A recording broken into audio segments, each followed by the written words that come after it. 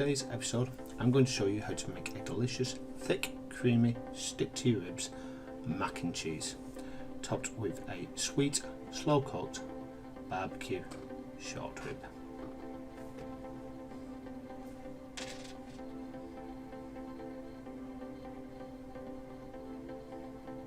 To start, we are going to need approximately 600 grams of short rib, which we're going to place into a Dutch oven or casserole dish.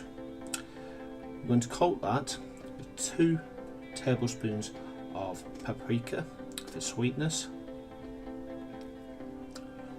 1 tablespoon of onion powder,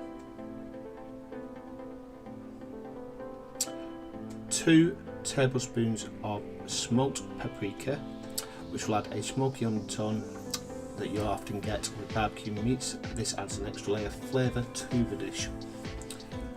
We'll then add 4 to 5 whole cloves of garlic, which have been crushed. The reason I chose to do this rather than chop or use puree is the meat is going to be slow cooked 4 hours in a beef broth. These garlic cloves become soft and delicious, taste little morsels which work very well with the sweet barbecue meat.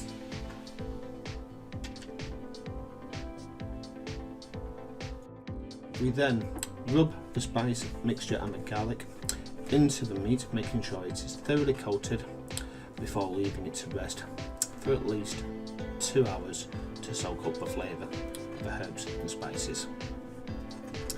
Finally, we're going to cover the beef short rib with 1 litre of beef stock before realising how close the camera actually is and needing to wipe the steam off the lens. There we go. We now place this, the first thing we cover it and we place it in the oven, which has been preheated to 200 degrees Celsius or 400 Fahrenheit.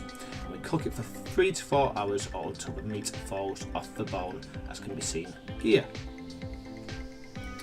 For the final stage of this dish, we place all ingredients into a stove top pan, including the bones to deepen the flavour. We bring that mixture to a boil and cook this through until the sauce reduces and becomes relatively thick when stirred. To this mixture we now add 3 tablespoons of tomato ketchup and 3 tablespoons of dark brown sugar. We then mix this together, and unfortunately my clumsy arms hide this final step, but we also add 1 tablespoon each of honey and Dorsetshire sauce. Now Dorsetshire sauce is quite a specific sauce to get hold of. You can substitute this for Worcestershire sauce, or a simple light soy sauce can be used as a replacement. After we've added this, we stir it through once more, and we then simmer this down until the meat literally crumbles at the press of a fork. And now we have our delicious, sweet and sticky short rib.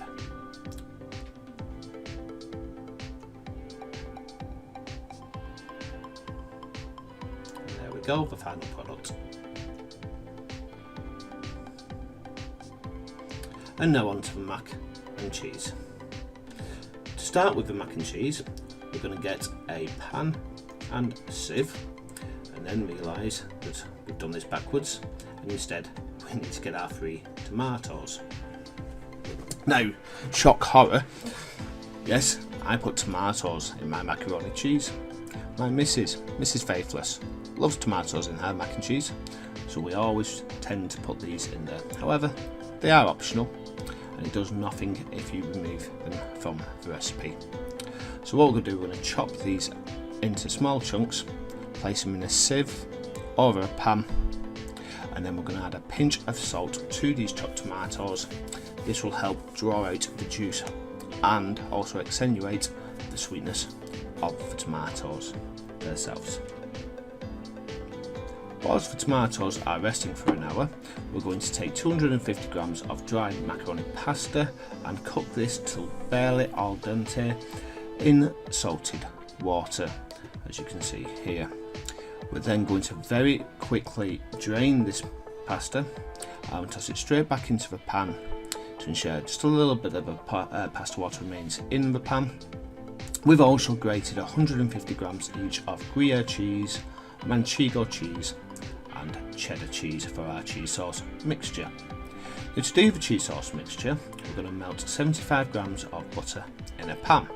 Now this is where the battery ran out of the camera, so what we did with this, we added 4 tablespoons of all-purpose plain flour into the melted butter, and we mixed that through and cooked the flour out. Basically when the smell of flour dissipates, we're then ready. I then started to add a mixture of 300 ml of double cream and 600 ml of milk to this flour and butter mixture, making a sort of bechamel sauce. Slowly adding this mixture and whisking continuously to ensure no lumps appear. And then finally we added salt to season. When we have our desired consistency, we're going to start adding our cheeses. We start with adding 90 grams of cream cheese. I chose Philadelphia because, well, it's a personal favourite of mine. I like the thickness, I like the texture, and I like the flavour.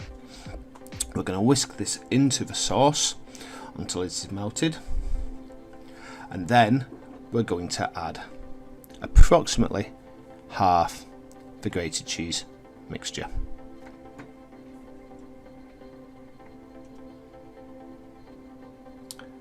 So in goes our cheese, and we're going to keep this on a low heat and keep whisking to ensure that the mixture does not catch to the bottom of the pan, because we don't want a burnt flavour in our cheese sauce.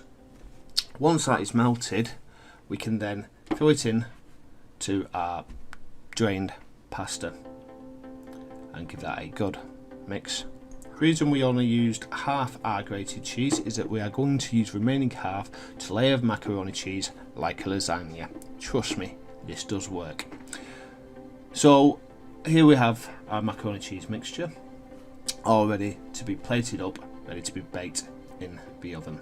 So we're going to get an oven proof dish like so.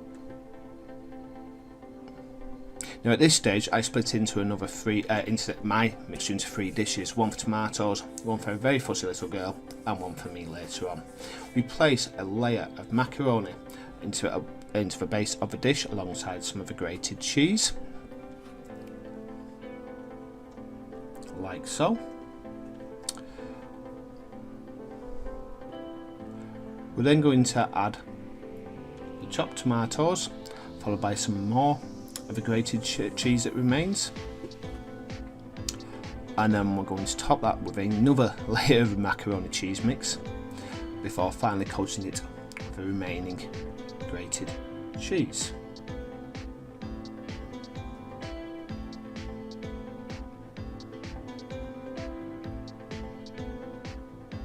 We're then going to place it in a 200-degree oven or 400 Fahrenheit for 30 minutes until the cheese is bubbling and has a nice browning to it.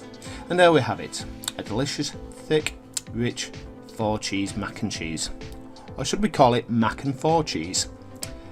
We're going to take our slow cooked barbecue short rib and place this on top, either hot or cold works, before garnishing with spring onion greens to add a little colour. Thank you very much for watching. If on Facebook, please feel free to comment, share, save or follow the page. Alternatively, if you're on YouTube, please leave a comment, hit that subscribe button, grab a friend, get them to subscribe, and make sure you hit that notification button to see more weekly videos every Tuesday and Thursday. At the end of this video, there will be links to 2 previous videos by myself. Stay healthy and see you next time.